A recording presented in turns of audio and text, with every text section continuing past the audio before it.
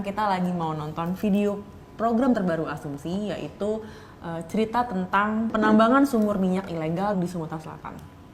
Ayo Ji, nonton. Awalnya tuh gue dapet info dulu, Mbak. Ketika informan gue bilang, Ji, di Palembang masih ada nih penambangan sumur minyak ilegal gitu. Yeah. Mereka bilang sebenarnya mereka ingin mencari solusi kepada pemerintah. Jadi mereka semuanya aware kalau ini tuh ilegal. Iya, mereka mengakui bahwa mereka ilegal karena mereka juga nyadar bahwa yang kerjakan ini nggak berizin gitu.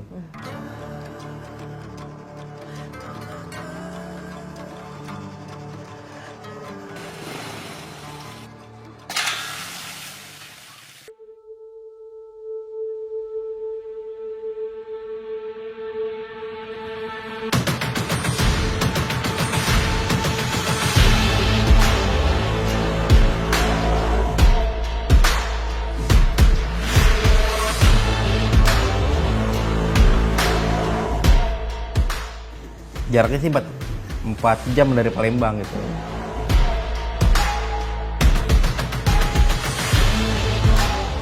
Waktu kita ke daerah sana itu memang jalannya itu lumayan masuk-masuk.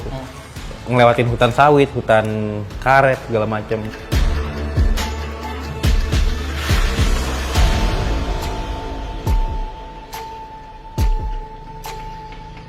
Dan awal kita datang ke situ ketemu warganya, mereka nggak langsung terbuka ya kan? Iya. Kita butuh pendekatan khusus ya. Walaupun dengan ada si informan ini, kan karena kenalan dulu sama produsernya dan segala macam ya kan.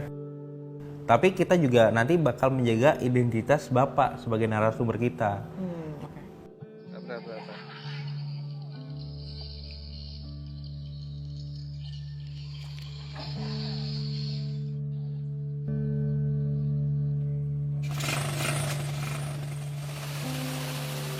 Mulai nambang tradisional dengan menggunakan manual, istilahnya rek-rek manual ini dengan itu dimulai tahun 2016, 2017 sampai sekarang. Manual. Jadi kita jelaskan dari proses penarikan minyak dari sumur. Pertama kita gunakan motor sebagai alat polot atau istilah bahasa sini, bahasa daerahnya alat polot ya. Kita uraikan alat-alat polot ini berproses dari motor. Jadi yang kedua, sudah motor kita harus punya roll. Lebar roll sesuai dengan kebutuhan tali, dengan kedalaman sumur.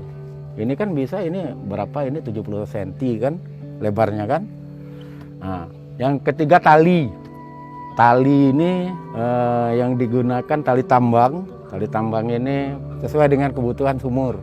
Kalau sumur ini sekarang dengan kedalaman 250 berarti satu roll, 250 meter. Lihat di situ, adik-adik lihat itu ada katrol namanya kan, untuk pengantar tali. Di atas juga punya kan. Udah itu ada alat timba. Ada yang pipa kalvanis 2 inci, ada yang 3 inci yang digunakan. Modal berapa tuh, Pak? Modal tergantung kedalaman sumur. Dengan biaya operasional rata-rata untuk bangun satu unit sumur itu 120 juta sampai 150. Satu untuk kedalaman 300 meter itu. Jadi relatif lah untuk angka itu sesuai dengan kedalaman. Karena semakin dalam, semakin banyak pipa yang digunakan, semakin mahal biaya biaya alat pengeboran itu lebih mahal. Ini Bapak lahan punya sendiri, Pak? Kalau lahan punya kita. Kalau di Jawa itu kan kayak satu rumah itu kayak punya kandang kambing gitu kan, satu rumah gitu. Kalau di sana uniknya satu rumah ini punya sumur ilegal gitu, penambangan sendiri. Okay. Dan itu mereka uang sendiri atau mereka ada investornya? Mereka uang sendiri, tapi uangnya uang patungan, Mbak. Jadi satu warga. Sumur ini warga, satu sumur ini mereka bisa patungan 5 orang gitu. Tergantung si orang ini punya duit berapa.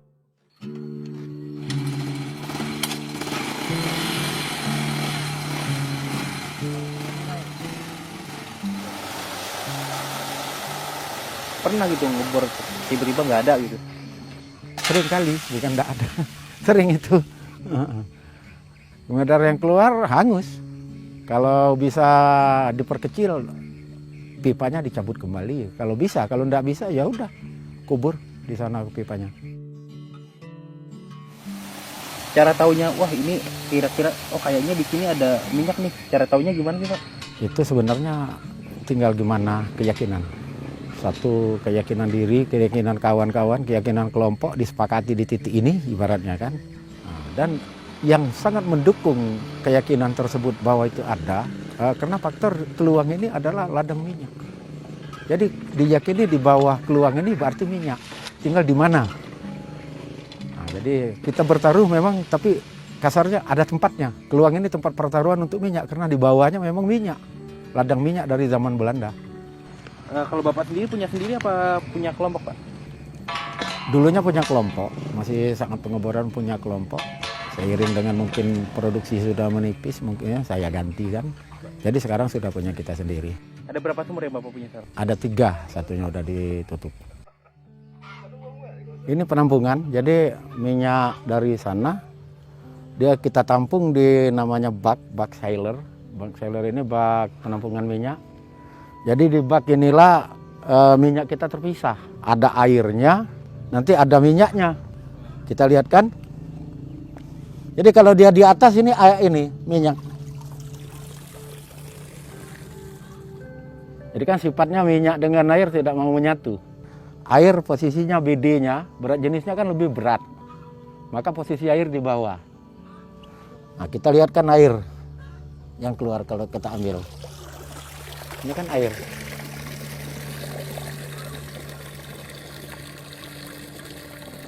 Nah kan minyak lagi kan? Minyaknya banyak nih Pak?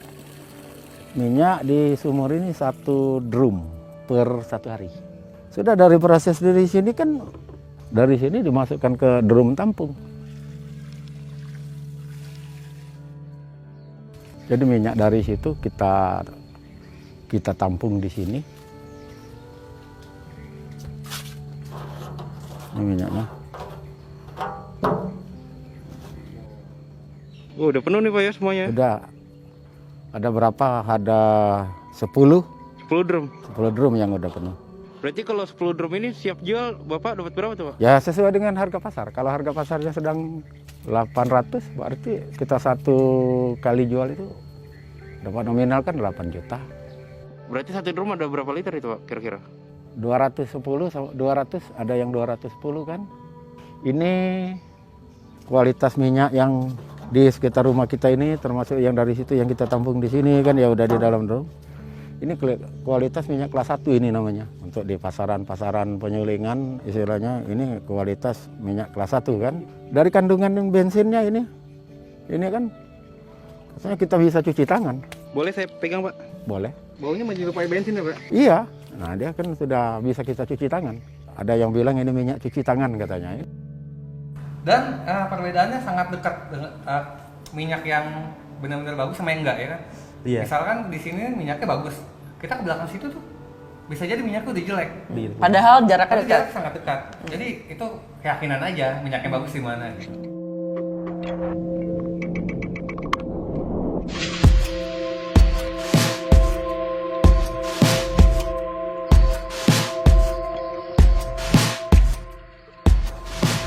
Nah minyaknya beda. Minyak yang begini aku nggak mau disuruh pegang, kotor. Lebih hitam ya Pak ini? Dia hitam, kandungan solarnya tinggi. You lihat di sini di dalam drumnya. Beda sumur, beda minyak, kadang-kadang ada yang sama, tapi ini untuk di areal ini rata-rata minyaknya begini. Kandungan yang keluar itu lebih banyak kandungan solar. Dia enggak punya kandungan bensin ini. Musi Banyuasin ini ada 5 kecamatan yang sebenarnya masyarakatnya ada masyarakat mengelola ini. Di samping mata-mata pencarian yang lain. Pak itu Bapak ngerokok nggak apa-apa Pak? Nggak apa-apa, minyak ini agak berani kita. Berapa lubang sumur Bang sini Bang? Sekitar 5 lah yang aku nih. Kalau galo-galo ada sekitar 30 ya. Kalau yang sampai seberang ada. Kalau Banyak. ini berapa meter lubangnya Bang? Berapa meter lubangnya ini? Dalam mana? Dalamnya iya. 100. 100. 90. Ya ini beda deh. 90 udah ada minyaknya itu? Udah. Minyak ini tebal. Minyak kental ini kedalaman 90-an. Kalau dalam tak katip di sini. Sampai 300-an tak katip. Udah dicoba 5 lubang. Kolam ini kolam pembuangan limbah. Itu limbah semua berarti? Limbah ya limbah dari namanya limbah pengeboran kita, apa aja yang lumpur kah, mungkin sisa-sisa minyak kan. Jadi kita harus jaga lingkungan. Lingkungan hidup itu harus kita jaga kan. Dengan demikian limbahnya di sini, kalaupun yang air yang ini kan di sini kan ada sailor yang dari bawah itu mungkin kan larinya ke sungai itu sudah air deh. Walaupun bagaimana lingkungan kita harus kita jaga. Yang gue lihat nih, kalau di daerah kita kan kalau got itu kan ya air. Iya. Atau limbah rumah tangga yang deterjen Kalau di segala sini macam. Kalau di sini tuh gotnya itu ya isinya minyak. Jadi teksturnya tuh kayak lumpur gitu, kayak Lumpur dan pekat. ada tekstur minyaknya dan lumpur-lumpur minyaknya gitu.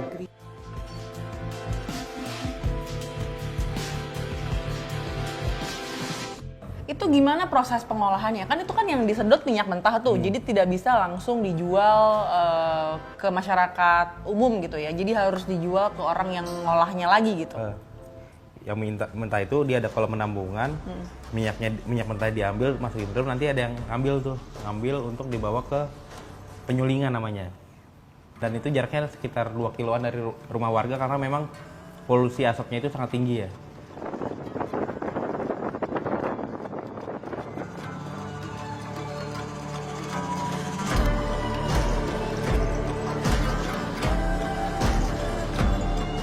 Kita berada di tempat penyulingan ini. Mau lihat ini tungku-tungku tradisional penyulingan masyarakat. Minyak mentahnya jadi apa aja? Jadi 3. Jadi ada premium, kerosin, solar. Minyak mentah dimasukkan ke tungku ini, proses awal. Sudah masuk ke tungku itu, lalu dihidupkan ini, blower. Blower ini dihidupkan ya. Dihidupkan apinya di bawah. Udah seperti kita masak ini, masak air gitu. Tapi keluar produksinya bukan di sini, malah di sana. Keluar minyaknya di sana. Jadi minyak itu melalui air pendingin ini dulu. Sejenis air ini sejenis radiator. Radiator gitu kalau di mobil itu kan Pak.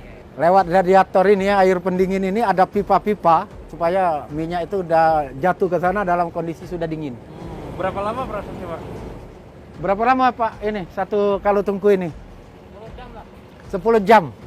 Lama itu nunggu tetesan-tetesan itu. Ya kayak air nira itu kelihatan di situ nanti. Ini yang sedang keluar premium bensin. Udah habis ini nanti keluar lagi dia. Periode keduanya begitu. Tahap keduanya. Ini premium ini? Premium. Pertalite nggak bisa ya? Nggak bisa. Pertalite kan sudah ada pengolahan. Jadi ini kan sifatnya manual. Bang, ini bisa langsung dipakai, Bang? Ya bisa langsung dipakai, bisa langsung dimasukkan motor, bisa hidup. Mobil bisa, kalau mobil injeksi meragukan kan. Cuman kalau mobil-mobil bukan injeksi, ya bisa langsung dipakai. Solarnya bisa langsung dipakai, mobil-mobil Sumil itu pakai inilah solar inilah. Kali masak tuh berapa dirigen itu, Bang? 39 drum. Resikonya ini cuman kita awas hati-hati dengan api kan. Yang kita kelola ini kan soal bahaya kan.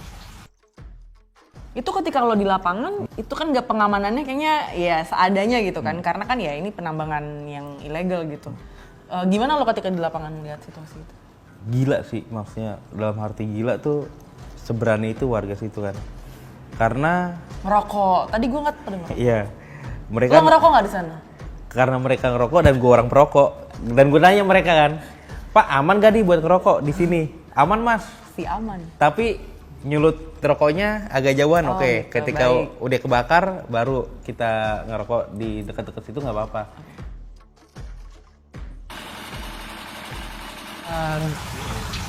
Itu kenapa jauh dari pemukiman warga? Ya soalnya kalau dekat-dekat perumahan tak boleh lah.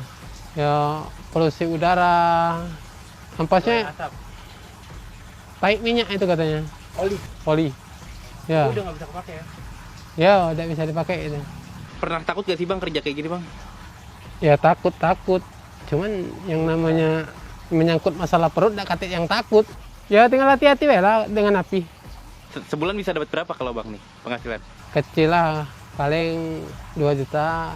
Soalnya masak ini tidak terus, minyaknya kan tidak mesti terus. Nunggu cukup, nunggu ada. Biasanya habis dari sini terus minyaknya kemana Pak?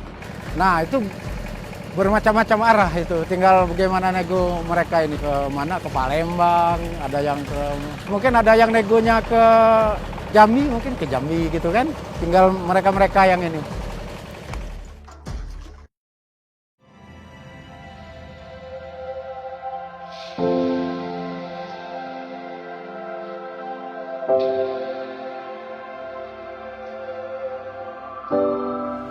Memang di sini pertaruhannya, aku bilang itu tinggi antara impian dengan taruhannya itu tinggi sekali itu di minyak ini.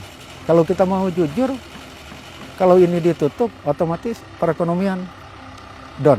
Mulai corona aja itu pasar mingguan pun sudah sepi. Jadi akan ketergantungan kan cukup tinggi kan di sini. Kalau menurut kita ya jelas ilegal. Kenapa? Perizinan tidak ada, ini tidak ada. Sekarang pemerintah mau narik juga mungkin pajak dari kita, regulasinya tidak ada. Karena minyak bukan punya daerah dong. Minyak bukan punya bupati, bukan punya gubernur. Masyarakat itu sebenarnya mau. Oke, untuk 1 drum ibaratnya ribu lah, berapa ribu lah yang dihitung. Bayar kamu ke bank, kami bayar, kami siap. Katanya mungkin masyarakat tidak mau bayar pajak. Bukan tidak mau, bayar kemana sekarang? Oke, kami bayar sekarang pajak minyak. Bayar kemana? Anda mungkin kepala desa kami atau lurah bisa keluar. Kan udah keluar regulasi kita. Kadang-kadang di samping pertimbangan ada pembenaran. Apakah memang dari pemerintah daerah tidak ada larangan apa gimana? Bukan tidak ada larang, mereka melarang dan menghimbau. Tapi di sisi lain masyarakat di desa ekonomi, lapangan kerja lain tidak ada. Ada pun sulit, tidak mencukupi dengan mungkin yang kerja di tambang sekarang ratusan orang mungkin. Kalau bicara memang adek tidak bicara persoalan legal, disinilah mungkin bukan adanya pembiaran, mungkin ada yang bilang pemerintah di sini membiarkan masyarakat yang bekerja ilegal. Tidak. Sebenarnya pemerintah itu memberikan wisdom. Adek mungkin ingat itu apa wisdom?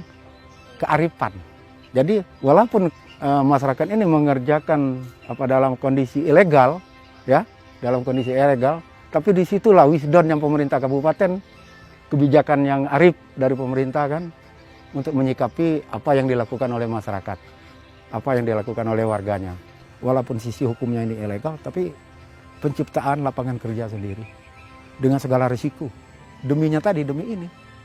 Belum tentu demi Fortune, demi Pajero, demi ini dulu, demi perut dulu. Tapi masyarakat menekuni ini untuk kehidupan. Kasarnya, bahasa kasarnya, masyarakat kerja di sini, untuk di sini, ya, dengan kearifan kami sendiri, di bumi kita sendiri, ya, bukan untuk ekspor.